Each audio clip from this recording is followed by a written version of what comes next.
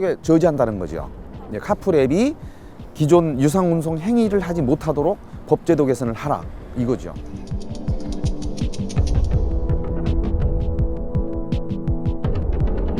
그건 믿을 수가 없다 이거예요. 통제가 가능하지 않다. 왜 그러냐면 카풀 앱 업자들을 압수수색을 했어요. 근데 출퇴근 시간이 아니라 하루에 어떤 사람은 6회서부터 7회까지 했어요. 그럼 그거에 대한 답변을 정부가 해줘야죠. 이것을 어떻게 강제하겠다. 그리고 시스템적으로 어떻게 그것을 제한할 수 있는 방법들을 찾겠다. 이 답이 저희들한테 오지 않는 거죠. 그렇기 때문에 믿을 수 없다 이겁니다.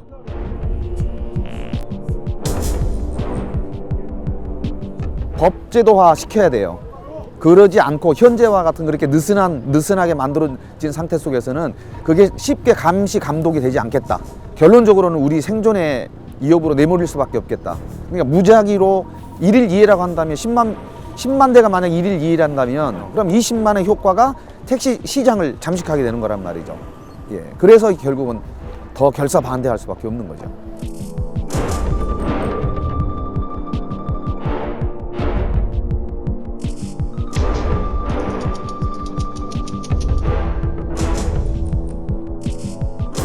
$29,000불 정도 되는 나라에 택시 요금이 우리나라처럼 이렇게 3불 정도밖에 안 되는 나라는 저희 나라밖에 없어요.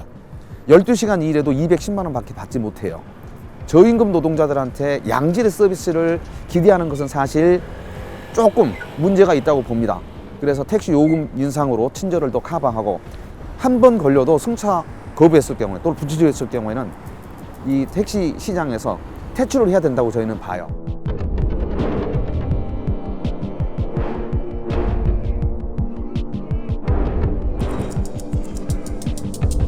택시 월급제 문제를 어떻게 할 거냐, 250만 원 이상을 만들어주겠다고 하는데 그 100% 공감하지 않은 사람이 없어요. 중요한 것은 이 재원들을 어떻게 만들어 갈 거냐, 요금 인상분 붙이고 정부 지원 붙이고 이렇게 하면 충분히 가능하다고 저희들은 봐요. 이 문제는 정책적 문제이기 때문에 정부하고 국회를 상대로 해서 하겠지만 또 다시 그게 노사관계로 공이 넘어온다면 치열하게 노사관계 대립을 하더라도 해야죠.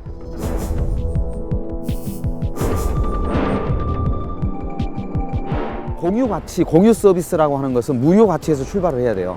그리고 필요한 부분만큼을 손님들한테 양해를 구해서 취하는 거야 되는 거죠. 이것을 수익으로 따지면 안 된다는 거예요. 무료 태워 중에 제일 좋은 거죠. 그런데 돈을 받는 거잖아요. 중간에서 앱업자가 돈을 띄는 거잖아요. 무료 개념이 아니고 서비스 개념도 아니에요. 이것은 수익 모델을 어떻게 창출할 거냐를 고민할 때 큰 기업들이 독점적 지위를 이용하거나 그렇게 해서 시행하려고 하는 게 문제인 거죠.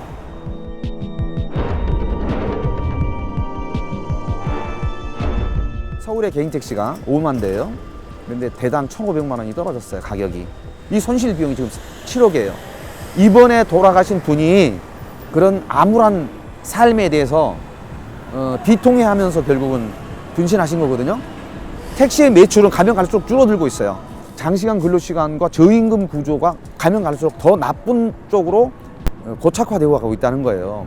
그런 시장에 지금 현재 영업하겠다고 들어오는 사람들이나 막으려고 하는 사람들이 누가 좋고 누가 나쁘냐 이렇게 흑백 논리를 하려고 하는 게 아니고 불법과 합법의 경계를 분명히 하자라고 하는 측면이 강하게 형성되고 있는 거라는 거예요. 제 얘기를 듣는 모든 국민들이나 아니면 정치하는 사람들이 아니면 권력을 갖고 있는 사람들, 이 사회적 갈등을 해결하는 데 있어서 같이 함께 힘을 합쳐줬으면 좋겠다. 이 말씀을 마지막으로 드리고 싶어요.